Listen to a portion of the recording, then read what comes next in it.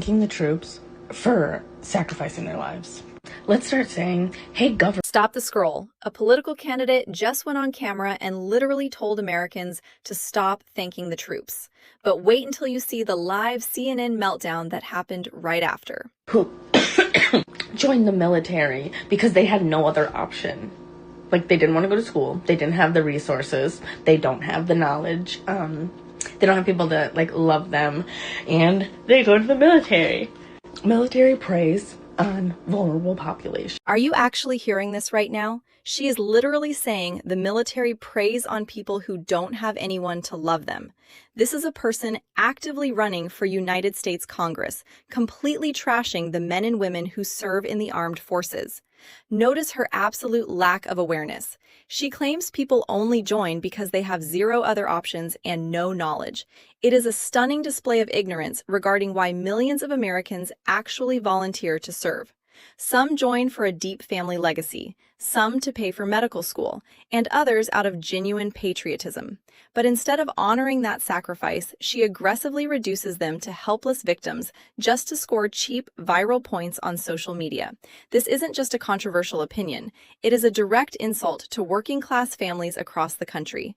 It really makes you wonder how out of touch someone has to be to think this strategy will actually win over everyday voters. Nobody wants to inflict pain. But let's be very clear. The fault lies with the Iranian regime, not with the president of the United States. You can make that argument, but let me follow up on that. It's not an argument. It is an empirical fact. It is not an argument. It is also it is what is happening on the ground. That the U.S. and Israel launched the war, and then the Strait of Hormuz became an issue. So President Trump was asked about this and said, wait, did you catch that? Look at the sheer panic on the CNN host's face when Congressman Byron Donalds drops the hammer. She tries to frame his point as just a partisan argument, and he completely shuts her down on live television. It is an empirical fact. You almost never see legacy media anchors get cornered like this in real time. They are so used to politicians cowering to their framing, but Donalds refuses to play the game. He points out exactly what is happening on the ground with Israel, the U.S., and the Strait of Hormuz, bypassing the network's talking points entirely. The frustration from the host is palpable because she knows she has lost complete control of the narrative. This is exactly why these live debate formats are currently backfiring on establishment networks. Viewers can see right through the setup, and when a guest brings actual facts instead of rehearsed spin, the entire broadcast completely derails. Oil prices are high on the world market is because the Iranian regime, once again, a theocratic dictatorship, is wanting to force the strait closed because they would rather foment terror and have nuclear weapons, and they want to put pressure on the West through oil prices. That's why gas prices are high. That's not because of economic policy in the United States. Look at the aggressive hand gestures and the complete refusal to let her interrupt him. Byron Donalds is giving an absolute masterclass in how to dismantle a loaded question. The host tries to trap him on gas prices, attempting to blame domestic economic policy. Instead, he zooms out and vividly explains the geopolitical reality of the Iranian regime attempting to choke the global oil supply. Notice how he pivots from defense to offense in a matter of seconds. He explicitly calls out the theocratic dictatorship and their nuclear ambitions.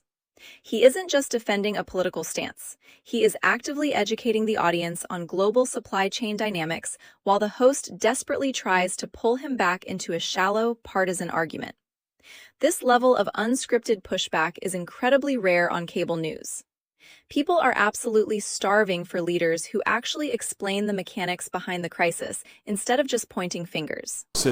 Yeah, but as you know, people have pointed out that this is primarily going to benefit Trump allies. And to be clear, Congressman, yes or no, should individuals convicted for violence against law enforcement that continues to protect you on a daily basis as a member of Congress, be eligible for compensation from the federal government? Yes. Pay very close attention to the framing of this question. The CNN host immediately tries to paint the entire $1.8 billion anti-weaponization fund as a bailout exclusively for people who committed violence against police. But watch how seamlessly Donalds diffuses the trap. He doesn't take the bait. Instead, he highlights the glaring double standard in how the justice system was applied. He brings it back to the core issue: the government weaponizing its immense power against everyday citizens for political purposes.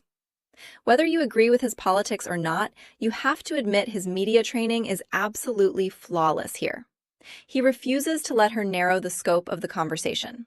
The reality is, there are thousands of people who feel alienated and specifically targeted by the system right now. By standing his ground on live television, he is speaking directly to a massive demographic that feels completely ignored by the mainstream media. You saw one. Yeah. What was behind all that? They were calling me a so I just like to be sarcastic. And if you're going to call me names, I'm going to make you feel awkward for doing so. Like, I'm just going to dish it back, because why do you think you can talk to me like that? You know, Her opponent, incumbent Congressman Sri Tanadar, whose campaign strategy is, let's say, more traditional. Did you hear her bizarre justification for this? She literally says she acts sarcastic and makes awkward TikTok videos just to get back at her critics. This is the new, terrifying era of political campaigning, and it is honestly wild to watch unfold.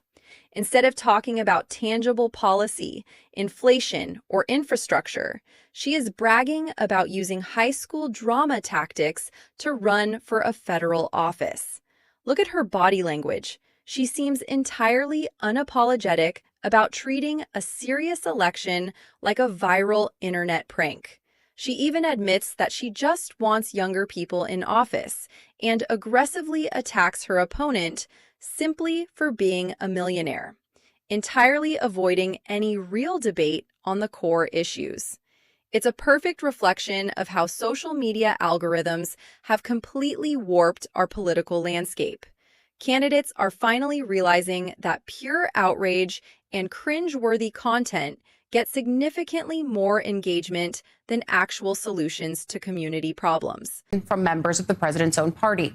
Congressman Brian Fitzpatrick of Pennsylvania told reporters yesterday he's going to try to, quote, kill it. Congressman, what do you make of this $1.7 billion fund for bad news? We're going to try to kill it. You're going to try and kill it? Yep. Wow. Okay. And how? Well, we're considering legislative options. We're going to listen to the sheer panic currently echoing through the establishment ranks. You have senior members of Congress actively plotting to kill a $1.8 billion transparency fund, writing formal letters to the acting attorney general to violently shut it down. They are absolutely terrified of what this fund actually represents. The quote explicitly claims this is a dangerous backsliding. But what they are really afraid of is the immediate loss of complete control over the Justice Department's public narrative. When you have a massive discretionary fund dedicated to compensating people who were politically targeted, it automatically implies that the system is broken and corrupt. Notice how quickly the politicians who usually champion limitless government spending are suddenly horrified by this specific budget allocation. It exposes the incredible, unfiltered hypocrisy in Washington. They do not mind spending billions of your tax dollars as long as it never threatens their own institutional power. The media is completely losing control of the narrative, and the establishment is terrified. Hit subscribe, let me know what you think in the comments, and I'll see you next time.